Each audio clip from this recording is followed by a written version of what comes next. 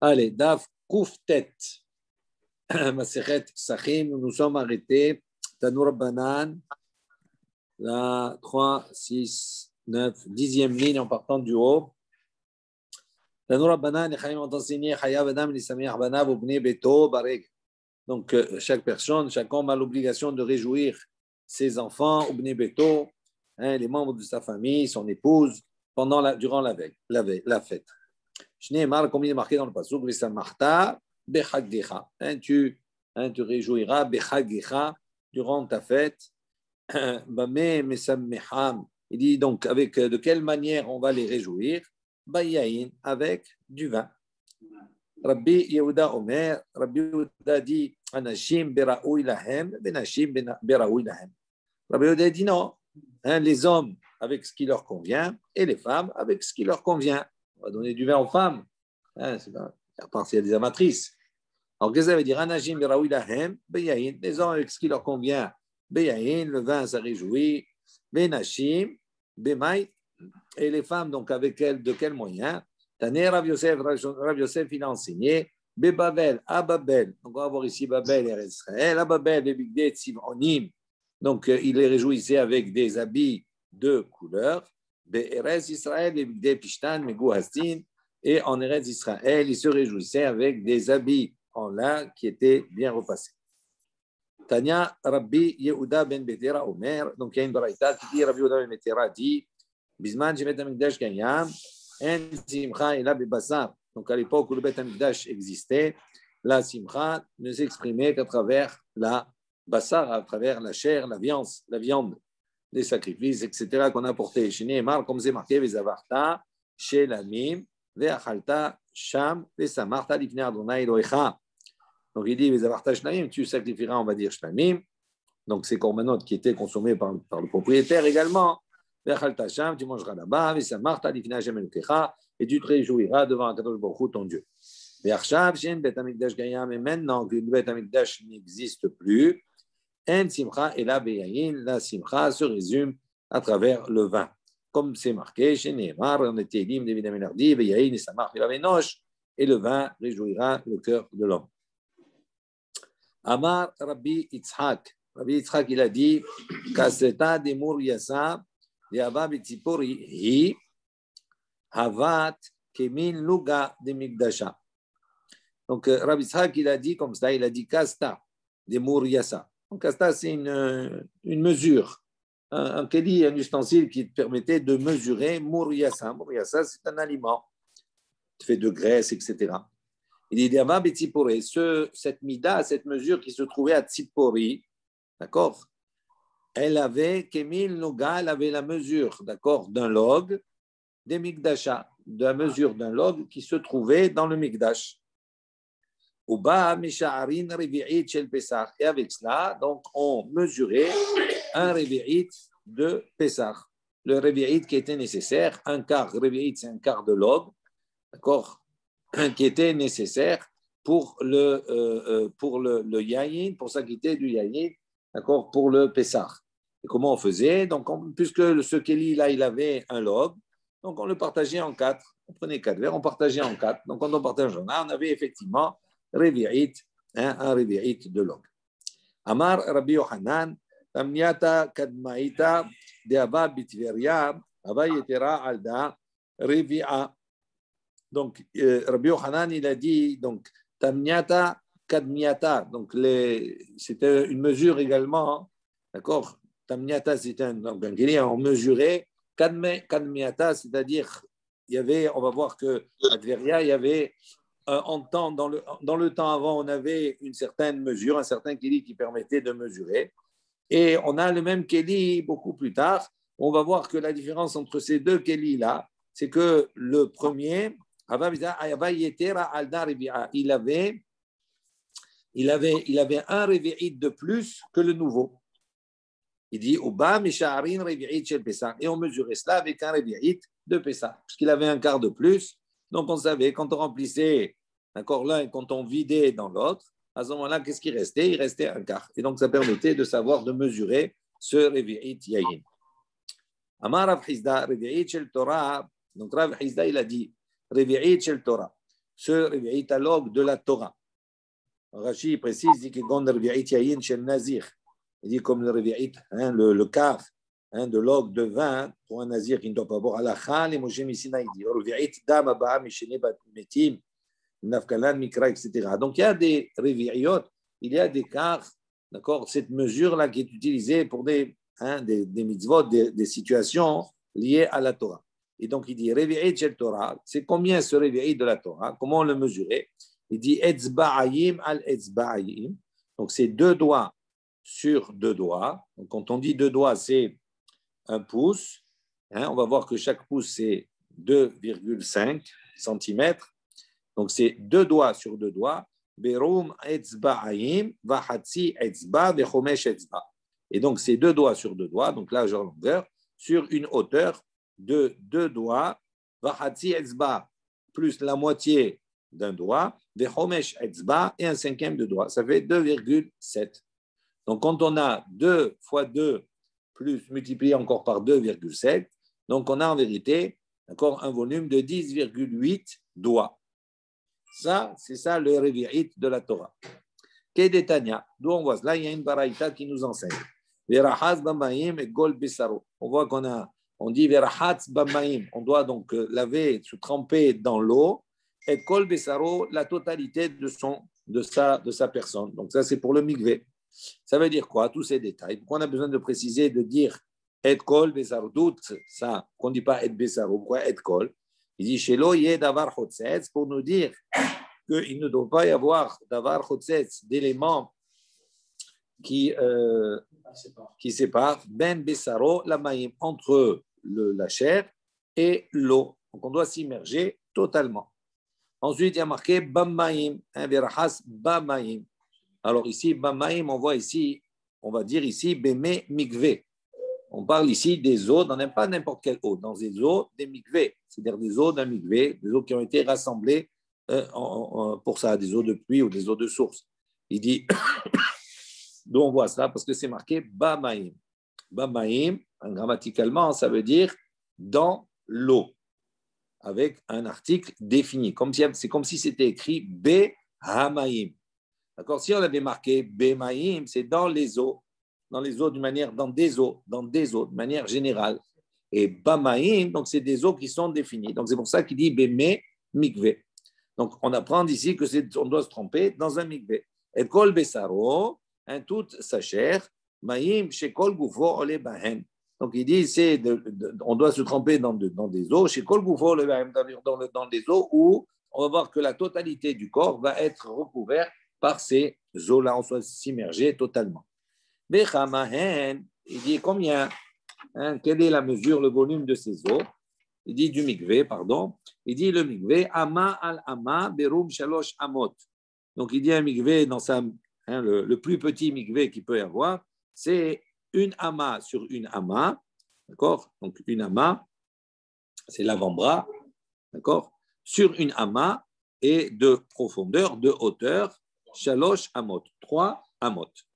Veshi'aru, chachamim, et les chachamim ont mesuré shi'ur me mikvé. Quelle est la mesure de ce mikvé-là? 40 CA. Il faut qu'il y ait 40 CA. Alors, comment on calcule? Donc, on a dit, on apprend de cela que le Revi'it, c'est quoi? C'est 10,8 doigts. Le calcul qu'on a fait avant. 2 doigts sur 2 doigts, d'accord? Et sur une hauteur de 2 doigts,7. D'accord? Donc, ça fait 10, alors, comment on fait le calcul? Rachid le développe, etc. Je vais vous le faire un peu simple. Il dit comme cela. Donc, on a ici 2 éléments. D'accord? On a le volume qui est 40 CA, de 40 CA. Et on a, d'accord, là, le contenant qui est le mikvé qui fait une ama sur 3 amas. Alors, d'abord, ce qu'il faut savoir, une ama, ça correspond à 6 tfahim. Une ama, c'est 6 tfahim. Un tefar en doigts, ça correspond à 4 doigts. 4 doigts. Un tefar, c'est 4 doigts. Donc, si un tefar, ça fait 4 doigts, d'accord, et qu'une ama, c'est 6 tfahim, donc on va avoir une ama qui fait 24 doigts. OK?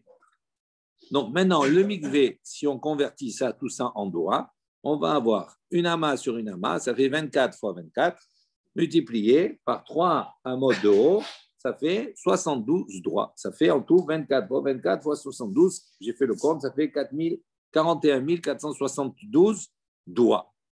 Donc ça, c'est le mikvé. Le mikvé, il a 41 472 doigts. Rabbi, comment on arrive déjà? Comment on arrive au 2,7? Etzbaïm, c'est 2. Oui. Après, c'est 2,5. 2,5 et un cinquième du doigt. Un cinquième, c'est quoi? C'est 0,2? Oui. Donc 2,07. Et oui, ça fait 0,2 fois 5, ça fait 1. Ça fait 2,7. C'est comme ça qu'on arrive à l'unité de 0,7? Et oui. Donc ça fait 2 fois 2 fois 2, 7, ça fait 18. On est d'accord? Retenez 18 doigts. Ok, ça c'est un réveil.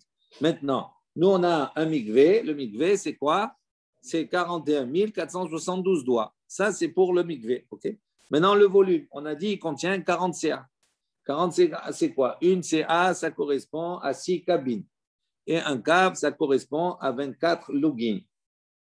D'accord? Donc, on a un CA qui est égal à 24 lugins. Dans 24 lugins, il y a en vérité 96 revi'iyot, 96 quarts. OK? Ça correspond à 24 lugins. Donc, qu'est-ce qu'on a ici? Dans 40 CA, qu'est-ce qu'on a? On a 40 fois 96 revi'iyot, 96 quarts. Ça fait en tout 3840. Maintenant, quand on prend le volume et qu'on prend le contenant, on va diviser 41 472 divisé par 3840, ça donne exactement 10,8. Et donc, on trouve effectivement qu'un révi'it, ça correspond à un 10,8 doigts. OK? Ça, c'est le calcul. Vous reprendrez si vous voulez. Vous avez des schémas. On ne va pas trop s'attarder sur cela. Amar Ravashi, Amar Li Ravin Bar Hinana. Donc Ravashi a dit, Ravin Bar Hinana m'a dit, Shulchan Shel Mikdash. Donc la table en or du Mikdash, du sanctuaire, elle faisait 2 amot sur une ama de large et 1,5 ama de hauteur. Il dit Mikdash, on dit le Shulchan Shel Mikdash, Shel Perakin Ava. On suppose que cette table, elle était démontable, elle était en plusieurs pièces. Pourquoi? Il dit parce que si tu vas dire maintenant qu'elle était faite, tout était collé, il dit Amata be Amata echi metvale. Il dit comment on peut maintenant tremper cette table-là en supposant que dans le mikdash, qu'on n'avait pas beaucoup de place, on avait résumé un mikvé au minimum, c'est-à-dire à une ama sur 3 amas de profondeur. Donc il dit à ce moment-là, si déjà le keli en soi, il fait de large une ama, elle ne peut pas rentrer dans une ama. Donc vous ne pouvez pas le tremper dans le mikvé à ce moment-là. Donc il dit c'est pour ça. Hein, donc certainement, le shulchan, c'était quelque chose qui était démontable pour pouvoir le tremper dans le mikvé. Image kushia. Il dit quelle est la question ici? En vérité, il n'y a pas de question.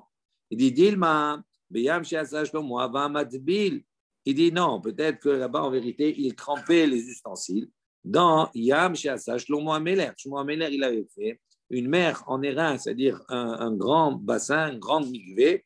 D'accord? Et on dit là-bas, Détané, Rabbi Hiya, il a enseigné, il a dit Yam She'asa Shlomo Mahazik Me'a V'hamishim Mikvé Tahara.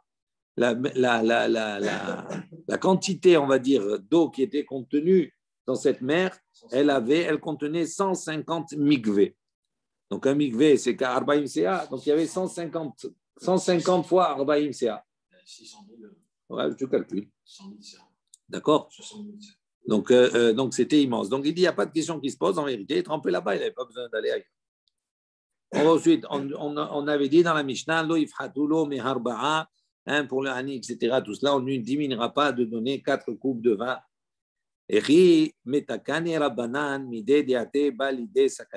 Alors, il pose une question d'abord. Donc, on a ici 4 coupes de vin. Il dit comment les Chachamim ont-ils pu instituer quelque chose qui peut engendrer une sakana, un danger? Alors, il y a un principe qui est assez complexe, on va dire, qui nous dépasse un petit peu. Il y a il a créé également ce qu'on appelle des shedim, des mazikim. Les mazikim, on va traduire par des démons, okay, des forces du mal. Maintenant, ces forces du mal-là peuvent avoir, on va dire, une emprise sur nous dans certaines circonstances. On avait vu dans Brachot également que si on est dans un makom où c'est leur lieu de résidence, c'est dangereux, ou si on sort seul la nuit, D'accord, il faut sortir au moins à deux pour être protégé, etc. Maintenant, il y a quelque chose euh, euh, qui va agiter les mazikines. C'est des choses que l'on fait qui peut engendrer leur venue et leur volonté de nous faire du mal. D'accord? C'est quoi? C'est quand on va faire les choses par paire. Dès qu'on fait des choses par paire, on va voir ici une liste, c'est quelque chose qui embête les mazikines, qui embête ces forces du mal-là. Pourquoi? Certains mefarshim expliquent. Ils disent parce que le mazik, d'accord, lui, il n'a pas de badzoug, il ne marche pas par paire, il est seul, il est unique. Quand on fait les choses par paire, ça l'embête. D'accord, ça l'énerve. Alors, là, on va reprendre sur cela. Il dit comme cela, comment on a pu faire arba kosot? Arba kosot, c'est 2 fois 2. Donc, c'est des paires. Il dit ça, les Khaïm, ils ont entraîné ça, alors que si on boit comme cela, arba kosot, 2 et 2, c'est quelque chose qui risque d'engendrer une intervention des mazikines. Alors, comment les Khaïm, ils ont pu instituer cela? Et à Tania, surtout qu'on a une baraïta qui nous dit, lo yochal adam tre, l'homme, il ne doit pas manger 2 repas un après l'autre. Il ne doit pas suivre 2 repas. C'est 1 ou 3, mais pas 2 qui se suivent. Il ne doit pas avoir il ne doit pas boire deux verres de suite. Vélo, également, il ne doit pas s'essuyer avec deux choses. Quand il va aux toilettes, etc. Pas par 2. Vélo, également, il ne devra pas faire 2 relations. Il ne doit pas avoir 2 relations conjugales, une après l'autre. D'accord? Dans l'intimité. 2 qui se suivent, ce n'est pas bien aussi parce que c'est quelque chose qui engendre ces mazikines, qui réveillent. Amar Rab Nachman, Amar Kra. Rab Nachman, il répond, il dit non, ce n'est pas un problème pour les Arba'a Kosot. Il dit l'El Shimurim. Pourquoi cette nuit, comment on l'appelle, la nuit de Pessah? On l'appelle l'El Shimurim, la nuit qui est gardée. Donc il dit l'El Hameshumar, Uba Mina Mazikin. Donc c'est une nuit qui est gardée, c'est-à-dire qu'elle nous protégeait, elle nous protège, on va dire, de la venue des mazikines, de ces forces du mal. Ok? On avait dit l'El Shimurim. Pourquoi on l'appelle l'El Shimurim? Parce que cette nuit-là, elle est considérée comme le jour. On dit c'est comme un jour. On avait la pratique comme ça, on pouvait sortir, on n'avait pas à craindre. Il dit comme c'est le jour, même si on est en sorcelle, on n'a pas à craindre les mazikines. Pourquoi? Parce qu'il fait jour. Donc il dit aussi c'est la même chose. Comme cette nuit-là, c'est comme un jour, même si tu bois 2, tu n'as pas à craindre que les mazikines vont venir. Rava Amar, Rava il a dit, Kos shel bracha, mistaref le tova veno mistaref le ra'a. Donc Rava il donne une autre réponse. Il dit Kos shel bracha, on a 4 verres, ok? Il dit le cause de la bracha du Birkat Hamazon. Il dit mistaref le tova, il s'associe au bien, ven mistaref le ra'a, il ne s'associe pas au mal. Donc ça veut dire il ne compte pas, il ne fait pas partie des 4. Donc il n'y a que 3. Ravina Amar, Ravina il dit Arba'a kase takinu rabbanan derech cherut kol had vechad mitzvah be'ape nafshahu. Il dit Ravina, il propose une autre réponse. Il dit non, ces 4 coupes de vin, ils ont été institués par les Chachamim derech cherut, c'est-à-dire pour signifier, d'accord, la libération. Hein, c'est les 4 langages de la libération de Pessah. Et il dit donc kol had vechad, chaque verre, chacun des verres. C'est une mitzvah à part entière, en soi. Ce n'est pas on vient s'associer à l'autre. Ce n'est pas j'ai bu 4. Quand je bois un, c'est un seul, c'est une mitzvah. Après, il y a une deuxième mitzvah, après une troisième mitzvah, après une quatrième mitzvah. Mais ce n'est pas boire 2 comme ça après l'autre. Et donc, c'est pour ça qu'il n'y a pas de problème. Quand tu fais 2 seudot, tu fais 2 brachot aussi. Ils ne sont pas associés. Hein? Ne mange pas 2 fois. On n'a pas une mitzvah dans ça, de faire des séoudotes. Si tu ne veux pas manger, tu ne manges pas. Ensuite, lo ya'ase serachav tre. On a dit, donc il ne doit pas avoir 2 relations conjugales une après l'autre également. Il dit Amai, il dit pourquoi? Pourquoi c'est un problème? Nimlachou, en vérité, c'est quelque chose qui ne dépend pas de sa volonté, on va dire. Il veut manger, il a décidé de manger une deuxième, etc. Tandis que quand il a une relation, nimlachou, c'est-à-dire c'est quelque chose qui se présente à lui comme ça, parce qu'après une première relation, il est faible. Donc s'il a une deuxième, c'est quelque chose qui se présente à lui comme ça. Donc ça ne s'appelle pas une volonté. Ce n'est pas la même chose que d'avoir 2 qui se suivent. Donc il dit, ce n'est pas un problème. Amar Abaye répond, il dit, Achika Amar, ici, ainsi il faut comprendre Ici, l'enseignement, il dit lo yochal tre. Donc, l'enseignement, qu'est-ce qu'on a dit? On ne mangera pas deux. Vishte tre, on ne boit pas deux. Lo yase tseracham, afilu pa'amahat. Il dit, s'il a bu deux, il a mangé deux, d'accord, ou l'un ou l'autre, après cela, lo yase tseracham. Il ne devra pas faire, il ne devra pas avoir une relation conjugale, même une seule. Pourquoi? Il dit, Dilma halish ou mitra. Il dit, parce qu'avoir une relation, c'est quelque chose qui affaiblit l'homme. Et si avant cela, il a mangé deux, donc ça veut dire quoi? Il a maintenant apporté les forces du mal. Comme il va être faible, à ce moment-là, les forces du mal vont pouvoir s'attaquer à lui. Il dit, c'est comme ça qu'il faut comprendre ici la baraïta et non pas avoir deux relations une après l'autre. Ouais, parce qu'on avait dit qu'une relation l'une après l'autre, selon, je sais Tu n'as pas compris? Tu n'as pas compris non plus. Lui, il n'a pas compris. Non, j'ai compris, moi. Hein?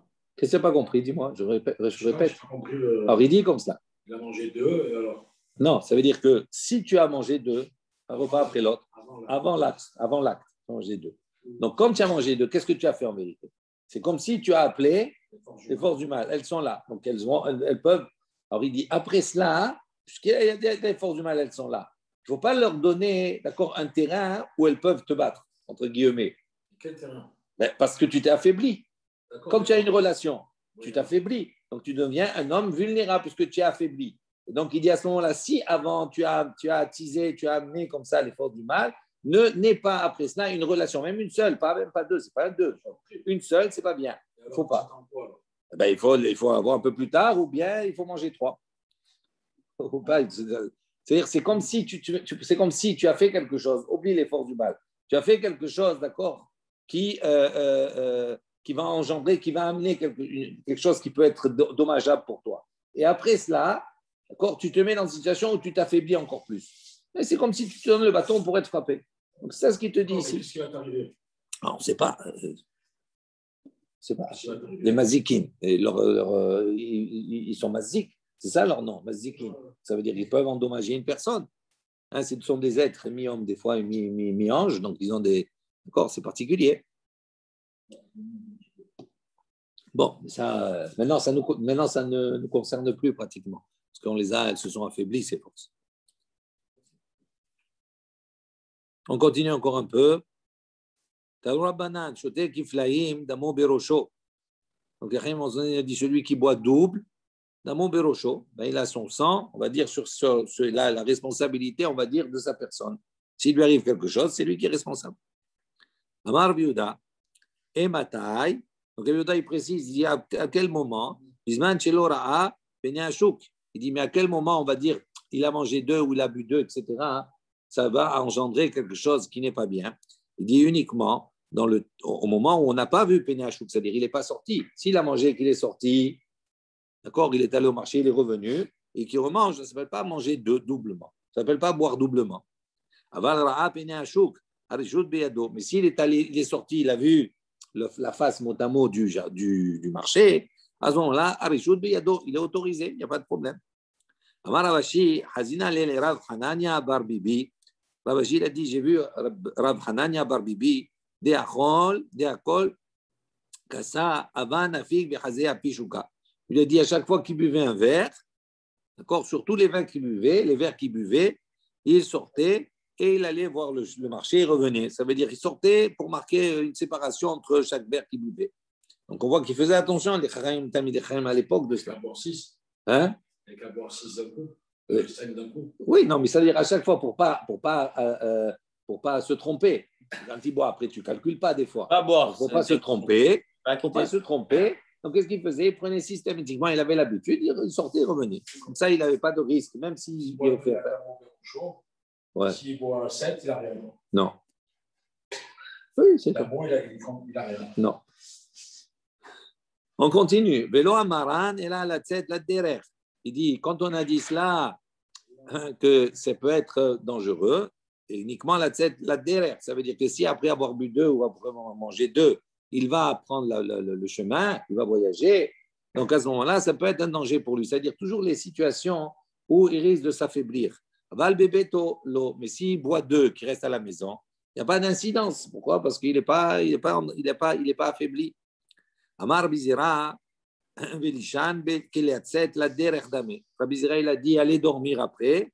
C'est considéré comme s'il sort en chemin et donc c'est dangereux. Donc c'est pour ça qu'il ne faut pas aller dormir après avoir bu d'eux. Amar Papa, Velatzet, les bêtes à qui c'est, Keliatzet, la Dererdame. Également, celui qui va aux toilettes après, c'est comme s'il sort en chemin et donc c'est la même chose. Il doit faire attention. Ou Bebeto, l'eau, on repose une question. On dit quoi? Tu nous as dit que s'il reste à la maison, il n'y a pas d'incidence, il n'y a pas de problème. Il dit, Véa, Rava, Mané Kishure. On voit que Rava, Mané Kishure, il comptait les poutres. C'est-à-dire, à chaque fois qu'il buvait un verre, pour ne pas se tromper, il y a une poutre, deux poutres, trois poutres. C'est pour ne pas se tromper dans le compte. Donc, on voit que même s'il reste à la maison, on voit que c'est problématique. Véabaye Kishate, Hadkasa, Mankit la Ime. Donc, on dit qu'Abaye, lorsqu'il buvait un verre, Matkit la Ime, sa mère, elle tenait dans sa main, très cassée. Elle donnait 2 autres verres pour faire un père. Batre dans ses 2 mains, pour pas qu'il oublie. Rav Nachman bar Yitzchak, qui avait acheté très cassé, et Rav Nachman bar Yitzchak, lorsqu'il buvait 2 verres, Mankit le Shamaï, son chamash, il tenait dans sa main, Had Kassa, il tenait un verre pour faire un père. Had Kassa, et lorsqu'il buvait un verre, Mankit le très cassé, Bitre Yadé, il tenait à ce moment-là dans ses mains 2 verres, entre ses 2 mains. Donc, on voit ici que même à la maison, il craignait.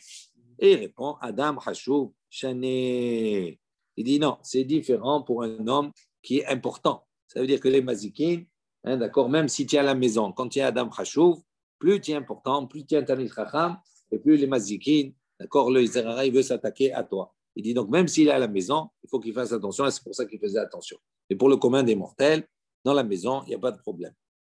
Voilà, on va s'arrêter ici.